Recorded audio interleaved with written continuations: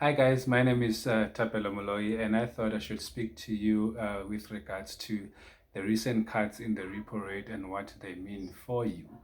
Now, South Africa's unemployment rate sits stubbornly high at about 29%, and this means that there's over 6.7 million people in South Africa that do not have jobs or are unemployed. The absorption rate in South Africa is unfortunately very low at about 42%. Now, this is a ticking time bomb by any standards.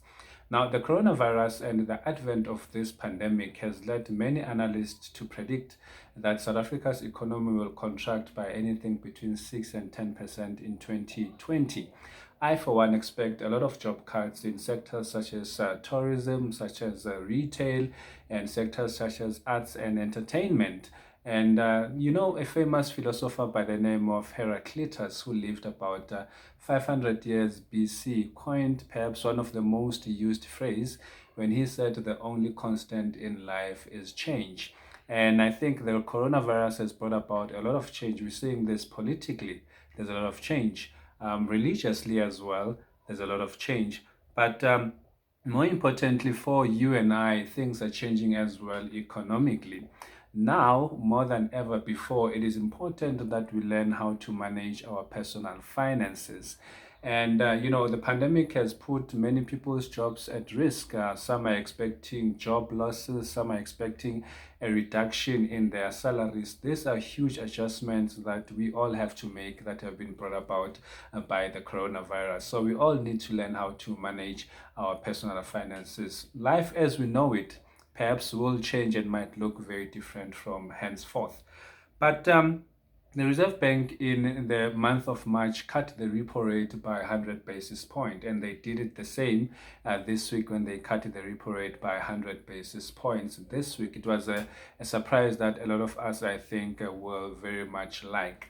You would remember that from the budget speech that was tabled in February, there were administered price increases that were supposed to take place in April, and in fact, they did. But here's one thing that the pandemic has brought. It has brought about a decrease in the price of Brent crude oil.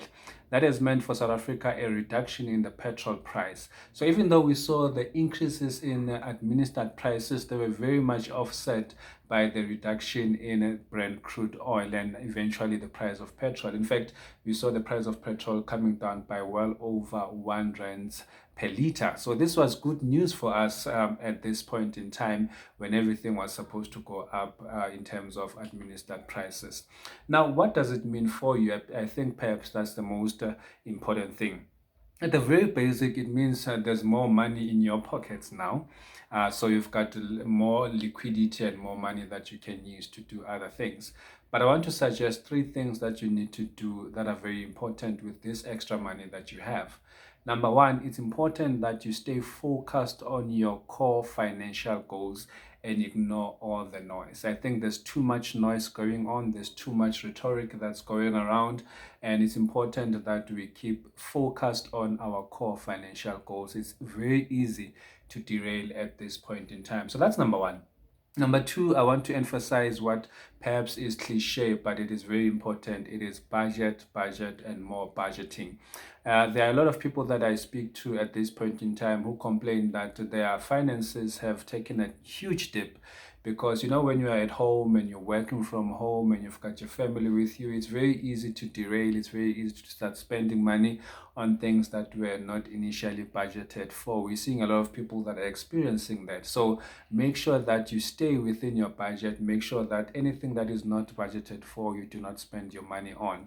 But number three, I want us to look at this. You need to increase and look at growing your revenue streams.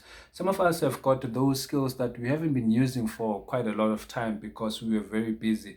Some of us have got DIY projects that could potentially give us money that we never had time to look at, investing time in investigating and putting all the knowledge that we have.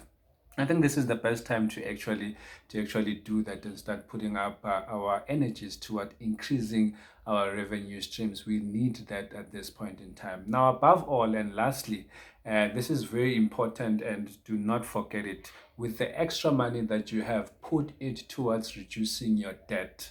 put that money towards reducing your debt. I know it's very easy when you have an extra 300, extra 400, 600 even at times, to start looking at what are things that you like that you can spend your money on. I would say take that money and start putting it towards reducing your debt. My advice is start small and look at bigger debts from there. Above all, let's all stay safe, stay at home, and make sure we keep ourselves safe. Thank you.